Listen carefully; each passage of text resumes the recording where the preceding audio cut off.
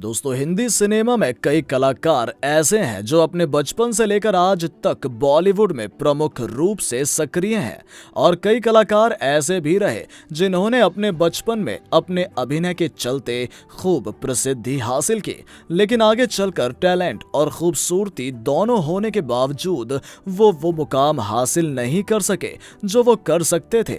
और आज हम जिस अभिनेता की बात कर रहे हैं वो भी इन्हीं अभिनेताओं की लिस्ट में आते हैं।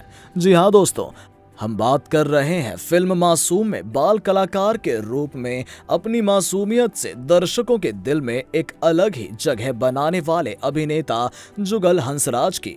कंजी आंखें, सुंदर चेहरा और क्यूट सी मुस्कान के साथ अपनी पहली ही फिल्म में जुगल ने अपने अभिनय की एक ऐसी छाप छोड़ी कि पूरी फिल्म में उनके चेहरे से दर्शकों की आंखें एक पल के लिए भी नहीं हटी और तभी से जुगल हिंदी सिनेमा पर छा गए।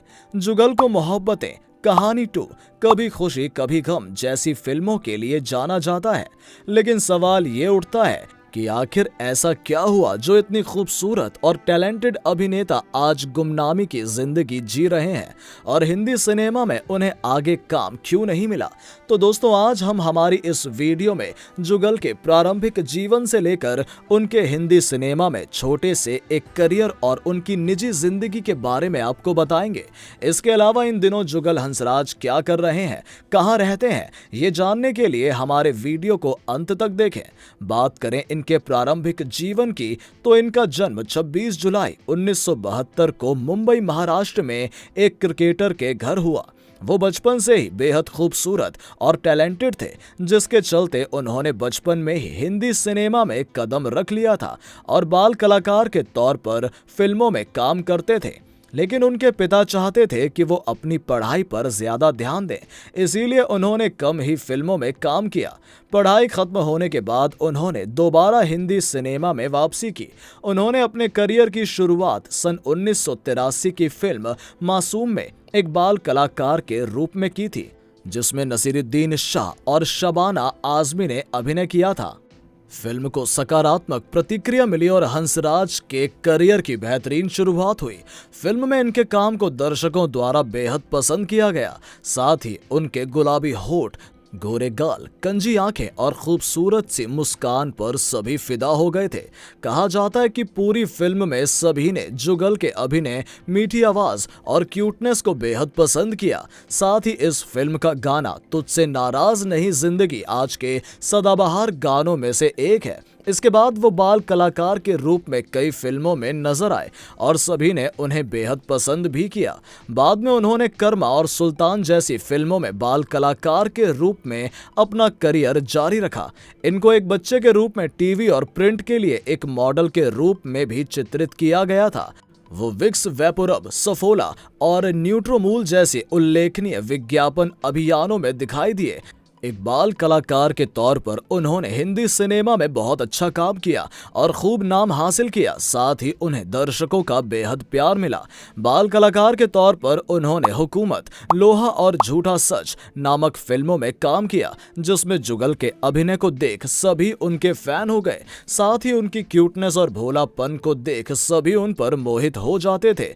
इनके पिता की इच्छा अनुसार उन्होंने अपनी पढ़ाई पर ध्यान दिया और फिल्मों में काम करना कम कर दिया और कुछ साल के लंबे ब्रेक के बाद उन्होंने सन 1994 में फिल्म आ लग जा गले के साथ अपने वयस्क करियर की शुरुआत की, जहां उन्हें उर्मिला मातोंडकर के साथ कास्ट किया गया, जिन्होंने संयोग से उनकी पहली फिल्म मासूम में उनकी बहन की भूमिका निभाई थी और दोनों एक बार फिर बड़े पर्दे पर एक साथ नजर आए। लेकिन उन्हें वो सफलता हासिल नहीं हुई जो सोचकर वो दोबारा हिंदी सिनेमा में आए। दोस्तों, कहते हैं कि किस्मत एक बार ही मौका देती है और धीरे धीरे जुगल को भी इस बात का एहसास होने लगा। उनकी दूसरी फिल्म सन 1996 में मयूरी कांगो के साथ पापा कहते आई, जो कि महेश भट्ट द्वारा निर्देशित थी। फिल्म में अनुपम खेर, आलोक नाथ, दिनेश हिंगू, सुहास जोशी जैसे कलाकार मौजूद रहे। फिल्म में जुगल के काम को खूब सराहा गया। इसके बाद वो सन 2000 की फिल्म मोहब्बतें में नजर आए, जिसमें शाहरुख खान, ऐश्वर्या राय और अमिताभ बच्चन जैसे कलाकार मौजूद रहे। रहे थे। ये उनकी व्यस्क सफलता वाली फिल्म थी जिसमें जुगल को समीर के नाम से जाना गया और उनके किरदार को काफी पसंद भी किया गया। इसके बाद उन्होंने सन 2001 में करण जौहर की फिल्म कभी खुशी कभी गम में एक छोटी सी भूमिका अदा की जिसमें वो ऋतिक रोशन उर्फ रोहन के दोस्त के किरदार में दिखाई दिए। इसके बाद सन 2005 में उन्होंने सिद्धार्थ आनंद की फिल्म सलाम नमस्ते में अपनी उपस्थिति दर्ज की। तत्पश्चात उन्होंने सन 2007 की फिल्म आजा नचले और 2016 की फिल्म कहानी 2 में अतिथि में भूमिका निभाई। इसके अलावा वो हम प्यार तुम्ही से करते हैं, द डॉन, गुदगुदी, कहानी, लोहा, झूठा सच, हुकूमत, जस्ट मैरिड, मर्दों वाली बात जैसी फिल्मों में नजर आ चुके हैं। लेकिन इतना टैलेंट और अच्छी पर्सनैलिटी होने के बावजूद भी उनको हिंदी सिनेमा में वो नाम और वो मुकाम हासिल नहीं हुआ जो वो करना चाहते थे।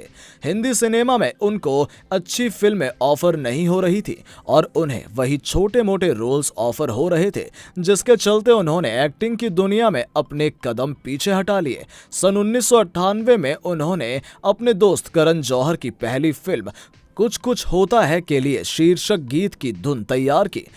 करण ने अपनी आत्मकथा अनसूटेबल बॉय में इसकी पुष्टि की। शीर्षक गीत सुपरहिट हो गया और धर्म प्रोडक्शंस थीम शीर्षक संगीत बन गया।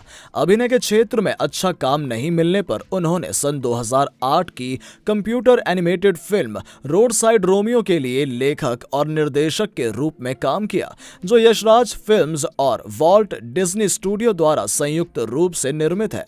इसमें अभिनेता सैफ अली खान, अभिनेत्री करीना कपूर और अभिनेता जावेद जाफरी की आवाजें थी। बता दें कि इसे आलोचकों से नकारात्मक समीक्षा मिली, लेकिन सर्वश्रेष्ठ एनिमेटेड फिल्म के लिए राष्ट्रीय फिल्म पुरस्कार जीता। फिल्म के एक गाने के अनुक्रम को लॉस एंजलिस में विजुअल इफेक्ट्स सोसाइटी अवार्ड्स के लिए वॉल-ई और कुंग-फू पांडा के दृश्यों के साथ सर्वश्रेष्ठ एनिमेटेड अनुक्रम के लिए नामांकित किया गया था। एक निर्देशक के रूप में उनकी दूसरी रोमांटिक कॉमेडी फिल्म प्यार इम्पॉसिबल थी, जो जनवरी 2010 में रिलीज हुई थी। इसे यशराज फिल्म्स द्वारा निर्मित किया गया था और इसमें प्रियंका चोपड़ा और उदय चोपड़ा ने अभिनय किया था। सन 2017 में Jugal cross connection the big circus adventure नामक बच्चों के लिए अपने पहले उपन्यास के साथ एक प्रकाशित लेखक बन गए। पुस्तक को दिसंबर 2017 में रूपा प्रकाशन इंडिया द्वारा जारी किया गया था। कहा जाता है कि फिल्म मोहब्बतें की शूटिंग के दौरान फिल्म की अभिनेत्री किम शर्मा के साथ जुगल की नजदीकियां बढ़ी और दोनों के अफेयर की खबरें सामने आई, लेकिन इस बात में कितनी सच्चाई है ये कोई नहीं जानता। बात करें उनके पारिवारिक जीवन की तो वो क्रिकेटर प्रवीण हंसराज के छोटे बेटे हैं। प्रवीण हंसराज एक भारतीय क्रिकेटर थे जिन्होंने सन 1963 और 1966 के बीच सौराष्ट्र के लिए 9 प्रथम श्रेणी मैच खेले हैं, लेकिन अब प्रवीण इस दुनिया में नहीं है। सन 2014 में किसी कारण से उनकी मृत्यु हो गई। जुगल की मां का नाम केतन देसाई है। इसके अलावा इनका एक बड़ा भाई है जिसका नाम सुनील हंसराज है। अब चलते हैं जुगल के निजी जीवन की ओर। तो उन्होंने जुलाई 2014 में न्यूयॉर्क के एक एनआरआई निवेश बैंकर जैस्मीन ढिल्लों से शादी की, जो कि किसी हीरोइन से कम नहीं है। वो देखने में बेहद खूबसूरत और स्टाइलिश है। दंपति का एक बेटा है जो कि अपने पिता की तरह ही बेहद सुंदर है। जुगल इन दिनों अपने परिवार के साथ न्यूयॉर्क अमेरिका में रहते हैं और अपनी छोटी सी दुनिया में बेहद खुश हैं। उनका अमेरिका में एक बहुत बड़ा बंगलो है और वो अपनी स्टाइलिश वाइफ के साथ एक रॉयल जिंदगी व्यतीत कर रहे हैं। हिंदी सिनेमा में वापसी करने का उनका कोई इरादा नहीं है। इसके अलावा वो अपने बेटे को भी लाइमलाइट की दुनिया से दूर रखना ही पसंद करते हैं, लेकिन सोशल मीडिया पर वो अभी अपनी फैमिली फोटो अपलोड करते रहते हैं। तो दोस्तों, यदि आपको हमारी वीडियो पसंद आई हो तो लाइक, शेयर और कमेंट जरूर करें, और अपने पसंदीदा एक्ट्रेस और एक्टर के बारे में जानना चाहते हैं तो हमारे चैनल को सब्सक्राइब करना ना भूलें। धन्यवाद।